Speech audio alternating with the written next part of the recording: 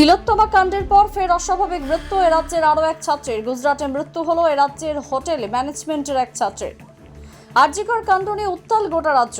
এরই মাঝে অস্বাভাবিক মৃত্যু হলো রাজ্যের আরও এক পড়ুয়ার। এবছরেই ফেব্রুয়ারি মাসের সিউড়ির মল্লিক গুনপাড়ার বাসিন্দা পিয়া দাস গুজরাটে হোটেল ম্যানেজমেন্টের ট্রেনিং নিতে গিয়েছিলেন। গত 12 সেপ্টেম্বর হঠাৎ তার বাড়ির লোকের কাছে ওই হোটেল ম্যানেজমেন্ট ইনস্টিটিউট থেকে ফোন আসে যে তাদের মেয়ে আত্মহত্যা করেছেন।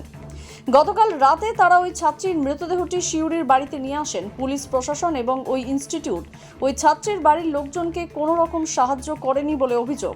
মোদির রাজ্যেই বাংলার মেয়ের অস্বাভাবিক মৃত্যু নিয়ে প্রশ্ন তুলেছেন মৃত ছাত্রীর পরিবারের লোকজন। ঘটনাটা কি জানতে পারবো? আমার বোন তো আমার আগে গেছিলো না, আমরা দুজনেই হোটেল ম্যানেজমেন্ট করছিলাম, কিন্তু ও আমার সাথে ছিল না। এই জন্য আমি অতটা খবর বলতে পারবো না, কারণ আমার জামাইবু আর আমার দাদা ওরাই গেছিলো, ওরাই সব দেখেছে, ওরাই সব জানে, বডি টডি ওরাই সব নিয়ে এসেছে। পরে আমাকে লাস্টে বলা হয়েছে। আমাকে ওরা কিছু বলে না, আমাকে যখন বলেছিল তখন বলেছিল আমার বোন বেঁচে আছে, কিন্তু আমাকে বলেনি ওরা যে আমার বোন মরে গেছে। আমার বোনকে একদম আমার বোন ঠিক ছিল না। আমার বোনের শরীর এত খারাপ করে দিয়েছে। আমার বোন এরকম পাতলা ছিল না। আমার বোন ভালো ছিল। আমার বোনকে এমন করে দিয়েছে, আমার বোনকে বাঁচতে দেয়নি। ফোন কথা বলতে দেয়নি। আমার বোনকে কদিন ধরে ফোনও সুইচ অফ, ফোনও পাচ্ছিলাম না। আমার বোনকে কি করে দিয়েছে ওরা, আমি কিছু বুঝতে পারছি না। ডাক্তারও কিছু বলছে না, এরাও কিছু বলছে না।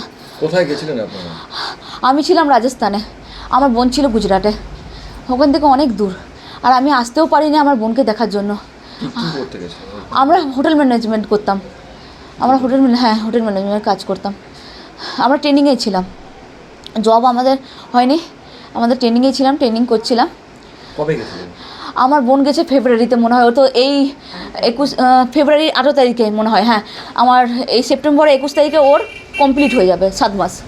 আর আমি গেছিলাম জুন মাসের, আমার নেই, জুন মাসের 6 তারিখে না, আমার মনে হয় যত সম্ভব 14 তারিখ এরকম কিছু একটা হবে। 14 তারিখ এরকম কিছু হবে। আমার তো মনে হচ্ছে ওরা মেরে ফেলেছে, কারণ ওরা বলতে আমার মনে হচ্ছে হোটেলওয়ালা হবে, এখানে লোক হবে, আমি বুঝতে পারছি না কারা মেরেছে। কিন্তু আমার বোন সুসাইড করতে পারে না, কারণ আমার বোন আমার কাছে আসতে চেয়েছিল। আমার বোন মরতো না। আমার বোনের জন্য আমার বোন অনেক শপিং করেছে।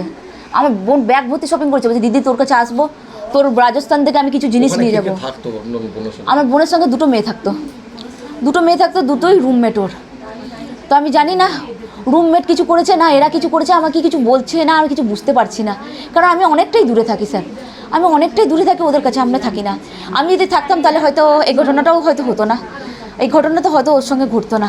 আমি বুঝতে পারছি না যে এরকম কেন করলো, কে করলো, এরকম কে করলো আমার বোনের সঙ্গে। আমার বোনকে কে এরকম করে দিল, আমার বোনকে একদম শেষ করে দিল। বান্ধবী একটা ছিল, একটা বাঁকুড়া ছিল, আর একটা কি গ্রাম ছিল, ঘুষকরা গ্রাম, ওই গ্রামে ছিল। কিন্তু ওদের সঙ্গে আমার কোনো সম্পর্ক নেই, কারণ আমি আলাদা ব্যাচে গেছি, আমি একা গেছি, আমার সঙ্গে কোনো ব্যাচ যায়নি। আর ও যেখানে গেছে ওর সঙ্গে ব্যাচে গেছে, ও মেয়েটার সঙ্গে গেছে, কারণ ওদের ব্যাচের সঙ্গে পাঠিয়েছিল। কেন ও যখন গেছিলো তখন পুরো একটা ব্যাচ ছিল, আর আমি যখন গেছিলাম তখন ব্যাচ কমপ্লিট হয়নি বলে আমি একা গেছিলাম। 12 তারিখে ব্যাঙ্গালোর থেকে গুজরাট থেকে ফোন করেছিলেন এনার দিকে রাত্রে, আপনার মেয়ে সুসাইড করেছে, ঠিক আছে। 13 তারিখ সকালে আমাকে ফোন করেন এরা, রাতের পরে নেই এই ব্যাপার। কারা ফোন করেছিল, কাকে ফোন করেছিল? ওইখানকার দেজ রিসেন্টটা সেন্ট্রাল হোটেল থেকে ফোন করেছে, যে হোটেলে উনি ট্রেনি ছিলেন, ওই হোটেল থেকে, ঠিক আছে। ওনার মাকে ফোন করেছে, মায়ের নাম্বারে। তো আপনার মেয়ে সুসাইড করেছে। যথারীতি আমরা 13 তারিখ সকালে যোগাযোগ করি, ওনারা বললেন এই হোটেল সুসাইড করেছে আমার মেয়ে, জাস্ট এইটুকুই কথা। ঠিক আছে, আমরা চেষ্টা করছি, বলার মতো বোঝানো সম্ভব না। আমরা 14 তারিখ সকালে ওর দাদা আর আমি 13 তারিখ রাতে আমরা এখান থেকে বেরিয়ে যাই। আমরা ওখানে 13 তারিখ রাতে পৌঁছাই, ঠিক আছে। মোটামুটি রাত 10টায় পৌঁছাই। প্রথমে যাওয়ার আগে ওরা অনেক কিছু বলেছিল আমাকে, আসুন কোনো অসুবিধা হবে না, ঠিক আছে। ওইখানে যাওয়ার পর টোটালি সম্পূর্ণ উল্টো। ওখানে যাওয়ার পর হোটেলে কোনো রেসপন্সিবিলিটি নিচ্ছে না, বা কেউ পাত্তা দিচ্ছে না। থানায় গেছি, থানায় জানতে চাইলাম কী ঘটনা, ওনারা বললেন সুসাইড করেছি। কী হবে বলছে, অত বলতে পারবো না, ঠিক আছে। কেস আমরা এফআইআর করবো, বলছে না এফআইআর নেওয়া যাবে না, অলরেডি হোটেল কর্তৃপক্ষ এফআইআর করেছে। সেটা কীভাবে সম্ভব, আমাদের মেয়ে সুসাইড করেছে, ঠিক আছে। এফআইআর কপি তাহলে দেখি কীভাবে রেখেছে, বলছে না ওটা দেওয়া যাবে না, ঠিক আছে। তারপরে দিন ছিলাম ওখানে, টোটালি প্রসেসিং যেটা পোস্টমর্টম হ্যাঁ পোস্টমর্টম করা, পুলিশ যেসব করা ওসব করে মোটামুটি বডিটাকে আমরা কালকে কোনো রকম নিয়ে আসতে পেরেছি। টোটাল আমাদের রাজ্য মানে সিউড়ি আমাদের কী লোকাল প্রশাসন সভাধিপতি মহাশয় এবং আদার্স আছে সহযোগিতায়। ওইখান থেকে না পুলিশ না হোটেল পার্সন ম্যানেজমেন্ট পার্সন কোনো রকম কোনো হেল্প করেনি আর সম্পূর্ণ মিসগাইড করেছেন। দ্য সহজ পাঠ, সহজ কথা, সঠিক তথ্য।